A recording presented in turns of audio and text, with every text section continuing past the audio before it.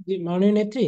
হ্যাঁ হ্যাঁ, হয়ে গেছিল, আমি আবার জি। বন্ধ করে এ, দিয়ে আবার লিভ করে আবার জয়েন করছি। এখন আর জি। অসুবিধা নেই।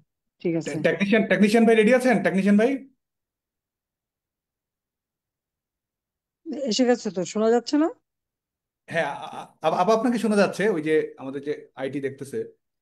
হুম তো হুম। জি, আপনি কন্টিনিউ করেন না লাইভ। না না, লাইভে যায়নি, সম্ভবত লাইভে যাইতে পারেনি।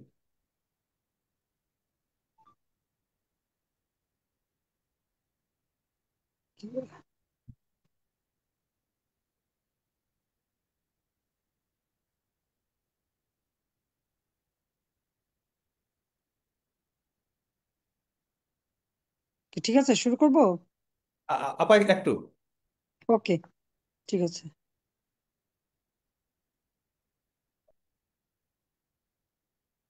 বেশি হয়ে যাচ্ছিল তো, এরকম হয়ে যায় মাঝে মাঝে, অনেক বেশি এক চাপ আসে, তারপর কেউ হ্যাক করতে চেষ্টা করে, তখন টোটাল লিভ করে। আপা আপনি বলেন। আপা আপনি বলেন, এই যে শুধু লাইভ ওকে, আসছে।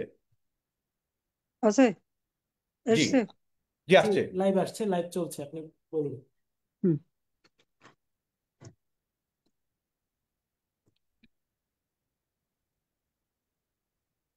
একটি মানুষের ক্ষমতা লোভ যে একটা দেশকে কিভাবে ধ্বংস করতে পারে, সেটা হলো বাংলাদেশ বর্তমানে।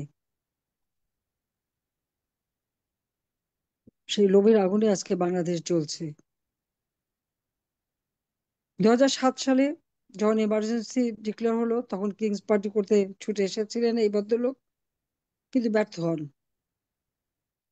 ব্যর্থ হয়ে চলে যেতে, কিন্তু সে দমে যায়নি। তারপর থেকে চক্রান্ত শুরু হয়। কিন্তু 2008-এ যে নির্বাচন হয়, সেই নির্বাচনে আওয়ামী লীগ এককভাবে 48% ভোট পায়, 259টা সিটে অংশগ্রহণ করে, এবং 230টা সিট আওয়ামী লীগ একা পায়।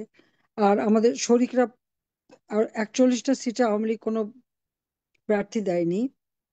কাজে ওটা যুক্ত হলে তো ভোটের পার্সেন্ট আরো বাড়তো। সরকার গঠন করার পর থেকে নানা রকম প্রতিকূলতা, তো সেগুলি অতিক্রম করে দেশকে আমরা উন্নয়ন করেছি। উন্নয়নশীল দেশের মর্যাদায় উন্নীত হয়েছে যখন আমরা স্বাধীনতা সুবর্ণ জয়ন্তী এবং জাতির পিতার জন্মশতবার্ষিকী উদযাপন করি। বাংলাদেশের মানুষের আর্থসামাজিক উন্নতি হয়েছে। অর্থনৈতিকভাবে বাংলাদেশ শক্তিশালী দেশ। সারা বিশ্বের কাছে শক্তিশালী অর্থনৈতিক দেশ হিসেবে 33তম স্থান বাংলাদেশ অধিকার করেছে, এবং দক্ষিণ এশিয়ায় দ্বিতীয় স্থান। শিক্ষা প্রতিষ্ঠানগুলি এই 15টা বছর 7 মাস খুব শান্তিপূর্ণভাবে শিক্ষা প্রতিষ্ঠানের শিক্ষার পরিবেশ ছিল, সেশন জট ছিল না।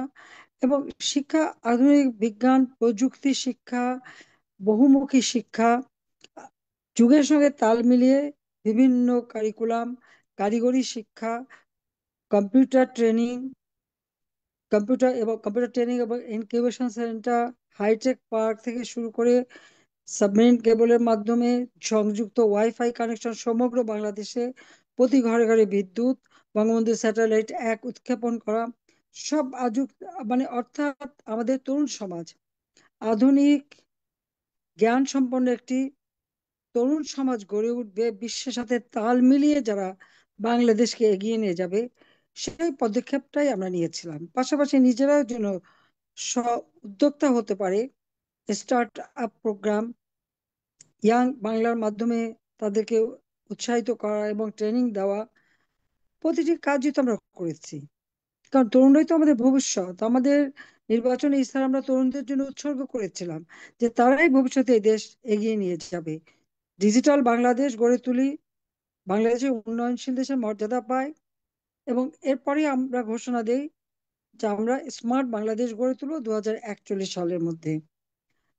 দেশের মানুষের জীবনে শান্তি নিরাপত্তা ফিরে আসে, কোনো কিছু না। সবচেয়ে বড় কথা যে শিক্ষা প্রতিষ্ঠানগুলি, সেখানে আমরা বৃত্তি উপবৃত্তি দেওয়া, বিনামূল্যে বই দেওয়া, এবং শিক্ষাকে সব থেকে বেশি আমি গুরুত্ব দিয়েছি, কারণ শিক্ষাই হচ্ছে জাতির মেরুদণ্ড, এবং শিক্ষার মধ্য দিয়েই কিন্তু একটা জাতিকে ক্ষুধামুক্ত দারিদ্র্য মুক্ত করা যেতে পারে। দারিদ্র্য দূর করার একটা মূল হাতিয়ার হচ্ছে শিক্ষা, এটা আমরা বিশ্বাস করি। এবং আমাদের এই সব পদক্ষেপের ফলে বাংলাদেশ প্রকৃতপক্ষে, আজকে যদি আমরা হিসাব করি, আমাদের অর্থনীতি শক্তিশালী হয়েছে, আমাদের দারিদ্র্য বিমোচন, যেখানে 2026 সালে ছিল 41%, সেটাকে আমরা 18.7% নামিয়ে নিই। 2024 সালে আমরা যে বাজেট দেই, জুন মাসে যে বাজেট পাশ করলাম, সেই সময় কিন্তু এই তথ্যটা চলে আসে। এবং হতদরিদ্র যা 25.1 ছিল, সেটাকে আমি 5.6 ভাগে নামিয়ে আনি। এবং আমাদের টার্গেট ছিল যে বাংলাদেশে একটা হতদরিদ্র থাকবে না। প্রত্যেকটা ছেলে মেয়ে তাদের পড়াশোনা, স্কুলগুলির উন্নতি করা, কলেজ উন্নতি করা, বিশ্ববিদ্যালয়, বিভিন্ন বহুমুখী বিশ্ববিদ্যালয় করে দেওয়া, নানা ধরনের শিক্ষার ব্যবস্থা সুযোগ সৃষ্টি করা, মেডিকেল কলেজ এবং কৃষি বিশ্ববিদ্যালয়, গবেষণার উপর গুরুত্ব, বিজ্ঞান গবেষণা, স্বাস্থ্য বিজ্ঞান গবেষণা, কৃষি গবেষণা, বিভিন্ন গবেষণাকে অত্যন্ত গুরুত্ব আমরা দিই। প্রযুক্তি, শিক্ষার সাথে সাথে গবেষণার ব্যবস্থা করা হয়।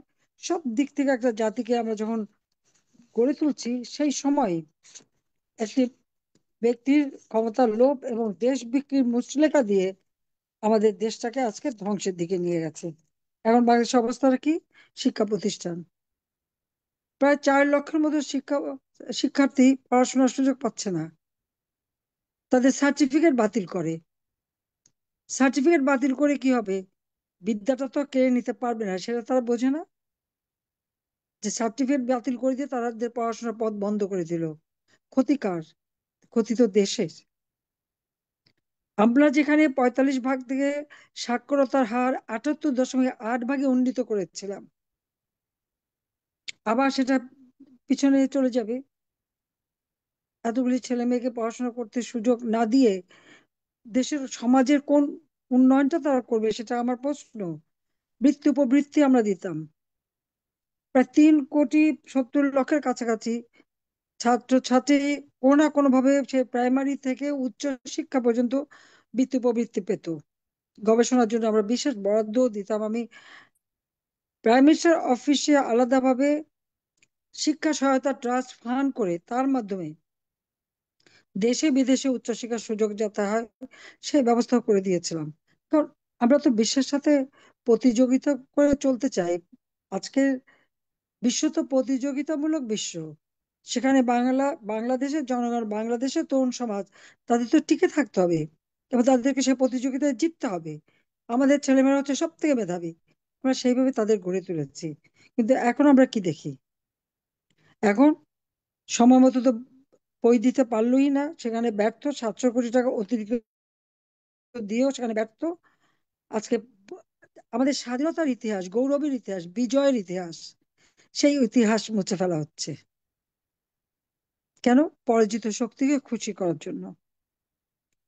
ছাত্ররা শিক্ষকদের লাঞ্ছিত করে, এটা তো আমরা কখনো ভাবতে পারি না। আমি যে প্রধানমন্ত্রী হয়েছিলাম, তখন আমি আমার শিক্ষক, কলেজের শিক্ষক, ইউনিভার্সিটির শিক্ষক, স্কুলের শিক্ষক, আমার স্কুলের শিক্ষক একজন শেষ বেঁচে ছিলেন, মনোয়ার আপা। আমি যেখানে পেতাম তাকে সালাম করতাম, আমার শিক্ষকদের আমরা সম্মান করতাম। কিন্তু আজকে আমরা কি দেখলাম? সেই ছাত্র ছাত্রীরা শিক্ষকদের অপমান করে,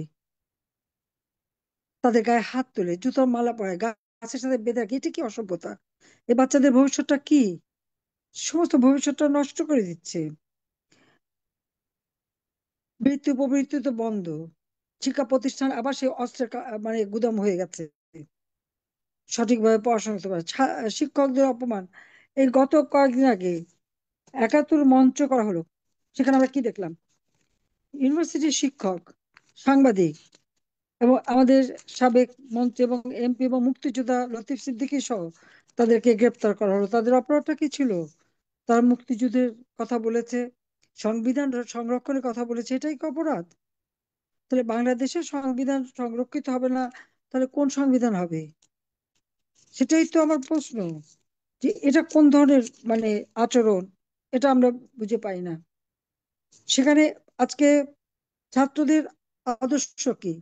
আমাদের ছাত্রলীগের আদর্শ হচ্ছে শিক্ষা, শান্তি, প্রগতি। আমরা চাই আমাদের প্রত্যেকটা তরুণ সমাজ, ছাত্ররা সুশিক্ষায় শিক্ষিত হবে, শান্তির পথে তারা চলবে, শান্তি প্রতিষ্ঠার মধ্য দিয়ে প্রগতির পথে দেশকে নিয়ে যাবে, সারা বিশ্বের কাছে বাংলাদেশ মাথা উঁচু করে চলবে। আর এখন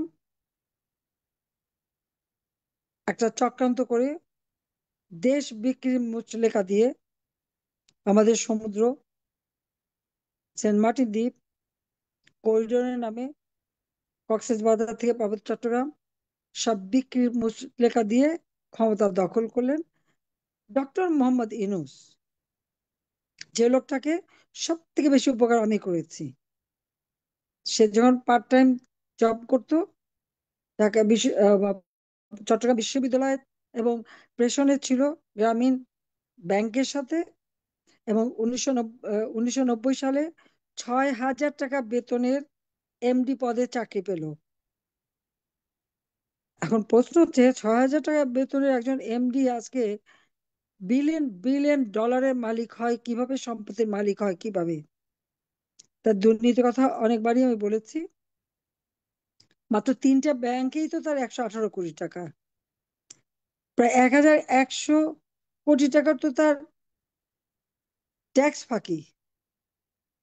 গ্রামীণ ব্যাংকের টাকাকে গ্রামীণ ফান্ডে সরিয়ে রেখে, কল্যাণ ফান্ড বানিয়ে সরিয়ে রেখে আমার কাছে ধর্ণা দিল, 400 কোটি টাকা দিয়ে গ্রামীণ ব্যাংকটাকে আমি শক্তিশালী করে দিলাম। যখন আমাদের সমস্ত ফোন কিন্তু অ্যানালগ ছিল 96 সালে, আমি এসে সব ডিজিটাল করি, মোবাইল ফোন উন্মুক্ত করে দিই প্রাইভেট সেক্টরে। ইনু সাহেব এসে আমার কাছে হাত পাতলেন, তাকে একটা ব্যবসা, আমি সেই একটা ব্যবসা দিলাম তাকে। সব টাকা সে বিদেশে পাচার করেছে, গরিব মানুষে ক্ষুদ্র ঋণ দিয়েছে, উচ্চ হারে সুদ।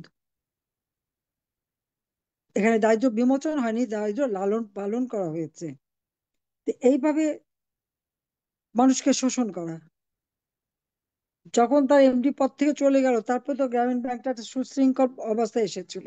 এখন আবার সেই সুদের চাপে তাদের জীবনে নাবিশ্বাস উঠে যাচ্ছে। দেশের অবস্থাটা কি দাঁড়িয়েছে এখন?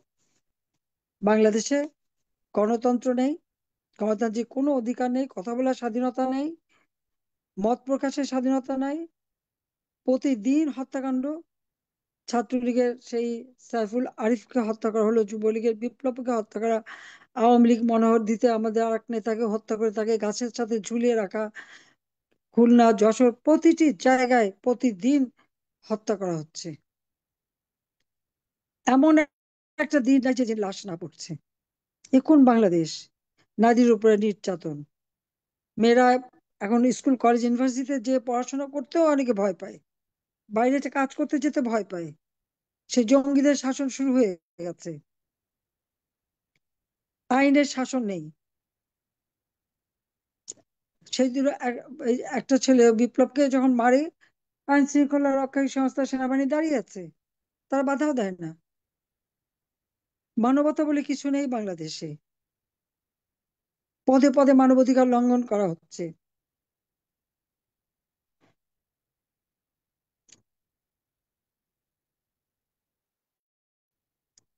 একটার পর একটা ইন্ডাস্ট্রি বন্ধ, আগুন দিয়ে পুড়িয়ে দেওয়া হলো।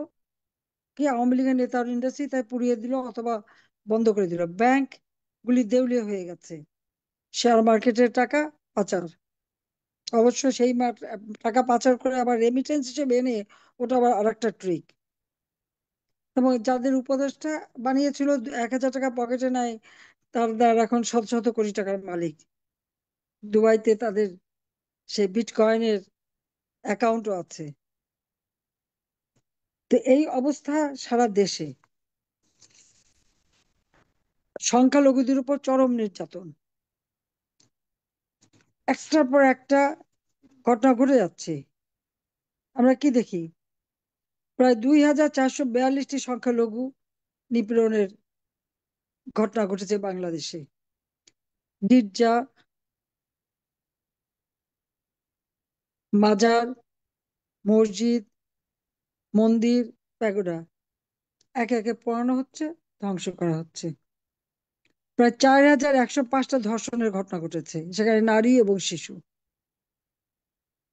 নারী স্বাধীনতা চরমভাবে আজকে বিঘ্নিত।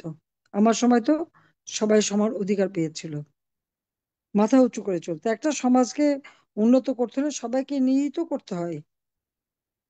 পুলিশ হত্যা করে পা ঝুলে ঝুলে রাখলো, প্রায় 460টি থানা পুড়িয়ে দেওয়া হয়েছে, এবং অনেকগুলি তো ধ্বংস করা হয়েছে। অস্ত্র লুট হয়ে গেছে, সে অস্ত্র এখন উদ্ধার হয়নি। সব থেকে বড় কথা, যে হত্যাকাণ্ড যুগে ঘটলো, এই যে মুগ্ধ, আবু সাইদ সহ যত হত্যাকাণ্ড ঘটেছে, এই গুলি লাগা বা তাদের হত্যার ব্যাপারটা, আবু সাইদের, হ্যাঁ, তার শরীরে রাবার বুলেট ছিল, কারণ আমাদের পুলিশ মেটাল বুলেট ব্যবহার করেনি। তার পিছনে তাদেরই দল যে পুলিশকে যে ঢিল ছোড়ে, সেই ঢিল ছুঁড়ে মাথার পিছনটা কেটে যায়, সেখান থেকে রক্ত পড়ে। রাবার বুলেট দেয়, মারে, একবার পড়েছে আবার উঠে দাঁড়ায়। তারপরে তার বন্ধু বান্ধবরা নিয়ে যায়, সাথে সাথে কিন্তু হাসপাতালে নেয়নি। কয়েক ঘন্টা পরে হাসপাতালে যখন নিছে, সে মৃত।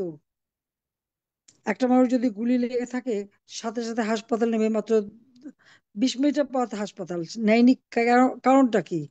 আর এখন দেখা যাচ্ছে সব হত্যা মামলা, যত পুলিশ হত্যা, যা কিছু সমস্ত আগুন দিয়ে যে সমস্ত ধ্বংস করা হচ্ছে, সব মামলা হলো আওয়ামী লীগ, ছাত্রলীগ, সবার উপরে।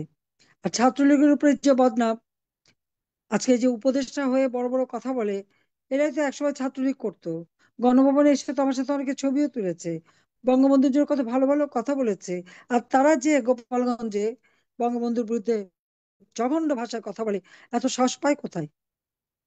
হ্যাঁ, গোপালগঞ্জের মানুষকে স্যালুট জানাই যে তারা রুখে দাঁড়িয়েছে, কিন্তু আমাদের সেনাবাহিনী কেন সেখানে যে তাদেরকে গুলি করে মারলো, সেটা আমার প্রশ্ন। নির্বিচারে তাদেরকে গুলি করে 6 জনকে মেরে ফেলে দিল, আর সেই সাথে কয়েক শত আহত, আহতদের বিরুদ্ধে আবার মিথ্যা মামলা, এবং কয়েকশো গ্রেপ্তার করেছে। তাদের কোথায় নিয়ে গেছে? গোপালগঞ্জের জেলখানা তো ভরাই আছে। তাছাড়া অন্যান্য জেলায় কোথায় নিয়ে গেছে? তাদেরকে গুম করে দেওয়া হয়েছে, 51 জনের কোনো খবরই নেই। নদীতে প্রতিদিন লাশ, গত বছরে প্রায় 45টা লাশ, এবারে 73টা লাশ পাওয়া গেছে। অনেকের মানে আইডেন্টিফাই করা হয়নি। আওয়ামী লীগের নেতা কর্মীদের বাড়িতে আগুন দিয়ে পোড়ানো হয়েছে, সেখানে যারা পুড়ে মারা গেছে তাদের কারোই কিন্তু শনাক্ত করা হয়নি। প্রায় 10 থেকে 15 হাজারের মতো আওয়ামী লীগ নেতাকর্মী নিহত, আহত এবং গুম হয়েছে। তাদের নাম ঠিকানাও পাওয়া যাচ্ছে না। এটা হলো বাস্তবতা। প্রতিদিন লাশ আর খুন, আর কি মব জাস্টিস আর মব, মানে সন্ত্রাসী। আইন আপন নিজের হাতে তুলে নেওয়ার কোনো অধিকার কারো নাই, কিন্তু বাংলাদেশে ডক্টর ইউনূসের আমলে সেটাই হচ্ছে। আইনের শাসন বলে কিছু নাই। বিচার বিভাগ, প্রধান বিচারপতিদের যদি অস্ত্র দিয়ে তার বাড়ি আক্রমণ করে তাকে তাড়ানো হয়, সে দেশে আর বিচার বিভাগ থাকে? বিচার বিভাগের কোনো মান সম্মান আছে, ইজ্জত আছে? কিচ্ছু নাই। বিচার বিভাগ, নির্বাচন কমিশন, পাবলিক সার্ভিস কমিশন, মানবাধিকার কমিশন, সবই তো মানে মব সন্ত্রাস করে তাদেরকে তাড়ানো হয়েছে। তাহলে সরকার কোথায়? ছেলে পেদের হাতে অস্ত্র তুলে দিয়ে তাদেরকে দিয়ে রাষ্ট্র চালানো। চরমভাবে ব্যর্থ একটা লোক দেশটাকে আজকে ধ্বংসের কিনারায় নিয়ে গেছে। আজকে, হ্যাঁ, তার তার একটা সাফল্য আছে, সেই সাফল্যটা কি আমি বলি। সাফল্য হচ্ছে, আমি তো দারিদ্র্য সীমা কমিয়ে 18তে এনেছিলাম। অত্যন্ত দক্ষতার সাথে ইউনূস সাহেব প্রায় 12% বাড়িয়ে দিয়েছে দারিদ্র্য। এখন দারিদ্র্য যদিও সরকারি হিসেবে বলছে কত 28%-এর মতো, কিন্তু প্রকৃতপক্ষে আরো বেশি। হত দারিদ্র্যের হার 5% থেকে এখন প্রায় 10-12%-এ উঠে গেছে। টাকার মান কমে গেছে, দেশি বিদেশি বিনিয়োগ নাই, কোনো ইন্ডাস্ট্রি চলে না, কোনো প্রতিষ্ঠান চলে না, যুবকরা বেকার, সাধারণ মানুষের আয় রোজগার কমে গেছে। এভাবে একটা দেশ কিভাবে চলতে পারে? এখানে যত উগ্রবাদী, সন্ত্রাসী, জঙ্গিদের নিয়ে ক্ষমতা এসেছে, আর সেই ক্ষমতাকে ভোগ করা, অর্থ আর সম্পদের পাহাড় গড়া, এটাই তাদের কাজ। দেশের মানুষের দিকে তাকাবার তাদের সময় নাই। এই অবস্থায় কোনো দেশ চলতে পারে না। এদেশে প্রত্যেকটা আন্দোলন সংগ্রামে ছাত্ররাই অগ্রণী ভূমিকা নিয়েছে। যদিও ছাত্রলীগকে নিষিদ্ধ করেছে, আওয়ামী লীগের নিবন্ধন বাতিল করেছে, আওয়ামী লীগের কার্যক্রম নিষিদ্ধ করেছে, আজকে দেখলাম জাতীয় পার্টির কার্যক্রমও নিষিদ্ধ। তাহলে অবশিষ্ট থাকলো কি? স্বাধীনতা বিরোধী যুদ্ধ অপরাধী, জামাত শিবির, আর থাকলো মানবতা লঙ্ঘনকারী বিএনপি, যার দুর্নীতির দায়ে সাজাপ্রাপ্ত আসামি, আর যারা এই আন্দোলনের নামে ছাত্রলীগের সাথে ছাত্রলীগে থাকতে যত রকমের অপকর্ম বদনামগুলি ছাত্রলীগের ঘাড়ে রেখে দিয়ে তারা এখন সমন্বয়ক হয়ে, উপদেষ্টা হয়ে আজকে তারা ক্ষমতা ভোগ করছেন। দামি দামি জামা কাপড় পরে টরে খুব বাহার দেখাচ্ছে, আর বৈষম্যহীন সমাজ গড়তে যে আর নিজের শ্বশুরকেও জজ সাহেব বানাচ্ছে, ব্যবসা বাণিজ্য সবকিছুতে।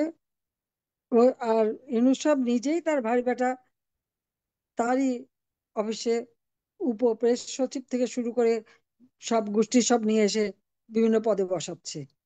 এর নাম হলো বৈষম্যহীন সমাজ গঠন। তোষামোদী খোসামোদী চাটুকারিতা আর সবকিছু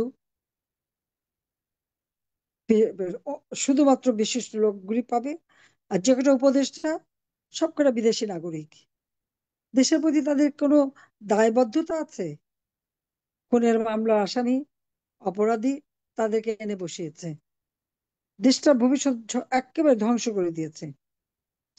বাংলাদেশের ইতিহাসে সব অন্যায়ের বিরুদ্ধে প্রতিবাদ করেছে ছাত্ররা, আন্দোলন সংগ্রাম করেছে ছাত্ররা। যে ঢাকা বিশ্ববিদ্যালয় অসাম্প্রদায়িক চেতনার বাংলাদেশ এবং ঢাকা বিশ্ববিদ্যালয় স্বাধীনতার সূতিকাগার, আজকে সেটা জঙ্গিদের দখলে, শিবিরের দখলে, যুদ্ধাপরাধীদের দখলে। কি দুর্ভাগ্য আমাদের! ইতিহাস বিকৃত করছে দেশটাকে, দেশের আদর্শ থেকে বিচ্যুত।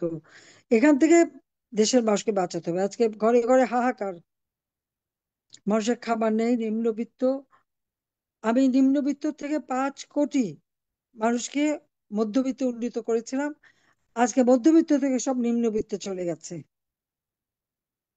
মানুষের জীবনকে ধ্বংস করা, অর্থনীতিকে ধ্বংস করা, বিচার বিভাগকে ধ্বংস করা, প্রশাসন ধ্বংস করা, হাইকোর্ট থেকে নিয়ে একেবারে সচিবালয়, সংসদ ভবন পর্যন্ত আগুন আগুন লাগানো, ধ্বংস করা, সেটা খুব ভালোভাবে পারি।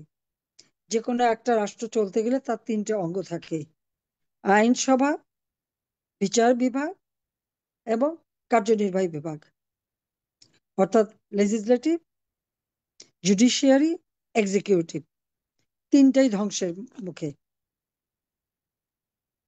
শুধু ক্ষমতায় বসে ক্ষমতা ভোগ করা। আর দেশ আজকে আজকে ছাত্রদের উপরে, চট্টগ্রাম বিশ্ববিদ্যালয়ের ছাত্রদের উপরে যে হামলা করা হলো, আমি তার তীব্র নিন্দা জানাই। যখন এই বৈষম্য বিরোধী আন্দোলন জুলাই মাস থেকে 14 জুলাই পর্যন্ত একটা ছাত্রকে কোনো হাত দেওয়া হয়নি, যখন যারা পুলিশকে হত্যা করে ঝুলানো, আওয়ামী লীগ নেতা হত্যা করা, অগ্নি সন্ত্রাস করা, আগুন দিয়ে পুড়িয়ে পুড়িয়ে মানুষ মারা যখন শুরু হয়েছে, পুলিশকে যখন মারা হয়েছে, পুলিশের তো তার সিআরপিসি তে নিয়ম আছে, আইনে আছে যে তাকে কখন কি করতে হবে, হুকুম দেওয়ার প্রয়োজন হয় না। তারপরেও তো কয়েক হাজার পুলিশ মারা গেছে, অনেকে তো লাশও পাওয়া যায়নি, খোঁজও পাওয়া যাচ্ছে না। আক্রমণটা তো এরাই করেছে। আজকে তারা হিরো, আর যারা নির্যাতিত তাদের কোনো অধিকারই নাই, বিচার চাওয়ার অধিকার নাই। এই অবস্থা থেকে দেশকে বাঁচাতে হবে, রক্ষা করতে হবে, এবং ছাত্র সমাজকেই প্রতিবাদ করতে হবে। নিষিদ্ধ করেছে যারা অবৈধভাবে ক্ষমতা দখলকারী, তাদের আবার নিষিদ্ধ করবার অধিকারটা কোথা থেকে আসলো? যতই তারা যা কিছু করুক, একদিন দিন আসবেই, এবং এই অবৈধ ক্ষমতা দখল করে যত অপকর্ম, তার বিচার বাংলা মাটিতে ইনশাল্লাহ হবেই হবে। কারণ আমি আমার জীবনে বহু দেখেছি। ওই আইয়ুব খানের মতো শক্তিশালী আমরা ক্ষমতাধরকেও দেখেছি, ইয়াহিয়া খানকেও দেখেছি, জিয়া, এরশাদ, খালেদা জিয়া, সবাইকেই। একমাত্র আওয়ামী লীগই দেশের কথা চিন্তা করে, কল্যাণ চিন্তা করে, দেশের মানুষের উন্নতি করেছে। এটা হলো বাস্তবতা। স্বাধীনতার সপক্ষ শক্তি ছাড়া এই দেশের উন্নতি কেউ করবে না। আজকে মুক্তিযুদ্ধের স্মৃতি মুছে দিয়ে ওই সেই হানাদার পাকিস্তানি বাহিনী যাদের পরাজিত করেছে আমরা, সে পরাজিতদের পা চাটা, এটা কোন ধরনের এদের কাছে সারেন্ডার করা? যারা আমাদের কাছে সারেন্ডার করে গেছে, তাদের কাছে আবার ইউনূসের গোষ্ঠীরা সারেন্ডার করে, যে লজ্জার হওয়ার কথা। যাই হোক, আমি তোমাদের সবাইকে আমি ধন্যবাদ জানাই যে আজকে এই শোক দিবসে তোমরা এই অনুষ্ঠানটা করেছো। তোমাদের সাথে কথা বলার সুযোগ পেলাম। মনে জোর রাখবে, আত্মবিশ্বাস রাখবে, জীবনে আত্মবিশ্বাসটা সবথেকে বড় জিনিস। নীতি আদর্শ নিয়ে চলবে, এটা মনে রাখবে যে তোমার নীতি আদর্শ যদি ঠিক থাকে, লক্ষ্য যদি স্থির থাকে, যে কোনো রকম দুর্যোগ অতিক্রম করে তোমাদের অভীষ্ট লক্ষ্যে পৌঁছাতে পারবে। এবং বাংলাদেশ আজকে যে ধ্বংসের কিনারায় চলে গেছে জঙ্গিদের দ্বারা, আজকে বাংলাদেশ যে একেবারে অন্ধকার যুগে চলে গেছে, সেখান থেকে বাংলাদেশের জনগণকে মুক্ত করে আবার উন্নত জীবন তাদের নিশ্চিত করতে হবে, শান্তির জীবন আমরা নিশ্চিত করব। এবং বাংলাদেশ সেই 2041 সালে যে স্মার্ট বাংলাদেশ গড়ে তোলার যে লক্ষ্য আমরা স্থির করেছি, ইনশাল্লাহ আমরা তা করতে পারবো। এবং সেদিন আসবে, আর সেদিন খুব বেশি দূরে না, কারণ ওদের পাপের করা পূর্ণ হয়ে গেছে। এখন ইউনূস সাহেব ভাগার তালে আছে, কারণ সে দেখতেছে যে সে ব্যর্থ। ক্ষুদ্র ঋণ দিয়ে গরিবের রক্ত চুষে খাওয়া আর একটা রাষ্ট্র চালানোর মধ্যে অনেক তফাৎ। ভেবেছেন এটা খুব সহজ? এত সহজ না। সেটা তারা হাড়ে হাড়ে এখন টের পাচ্ছে। কাজে এদের হাত থেকে দেশকে রক্ষা করতে হবে। তোমরা আজকে এই শোক দিবসে যে আয়োজন করেছো সেজন্য ধন্যবাদ জানাই। তোমাদের ভাষায় বলতে চাই, শোক হোক শক্তির আধার, ছাত্র জনতার জাগরণে বিদায় হবে দখলদার। ইনশাল্লাহ বিদায় হবে। সবাইকে ধন্যবাদ। জয় বাংলা, জয় বঙ্গবন্ধু, বাংলাদেশ চিরজীবী হোক। তোমরা সবাই আমার দোয়া নেবে, ভালোবাসা নেবে। তোমরা সবাই সুস্থ থাকো, মনে জোর রেখে এগিয়ে যাও, নীতি আদর্শ নিয়ে এগিয়ে যাও। বিজয় তোমাদের হবেই। জাতির পিতা আজ আমাদের মাঝে নেই, কিন্তু তার আদর্শ আছে। তার নাম মুছে ফেলতে পারে, ওই 32 নম্বর বাড়ি ভেঙে ফেলেছে, আগুন দিয়ে পুড়িয়েছে। একটা বাড়ি ভাঙতে পারে, আগুন দিয়ে পোড়াতে পারে, কিন্তু ইতিহাসকে ধ্বংস করতে পারবে না। ইতিহাস তার আপন জায়গা করে নেবেই। জাতির পিতার নাম স্বর্ণ অক্ষরে বাংলাদেশের স্বাধীনতার সাথে লিখিত থাকবে, এটা কখনো বুঝতে পারবে না তারা। এখন যারা করছে তারা অর্বাচীন, তাদের শিক্ষার অভাব আছে, তারা সন্ত্রাসী, অন্ধ। কিন্তু একদিন এই আধার কেটে যাবে, আবার দেশের মানুষ উন্নত জীবন পাবে। আর আমি আমি তো বেঁচে গেছি বারবার। সেই সুকান্তের ভাষায় বলতে হয়, যতবারই হত্যা করো জন্ম নেব আবার।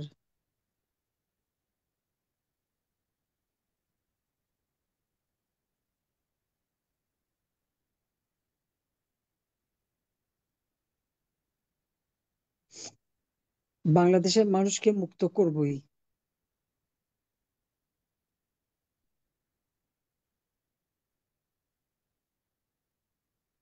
সবাইকে ধন্যবাদ, ভালো থাকো।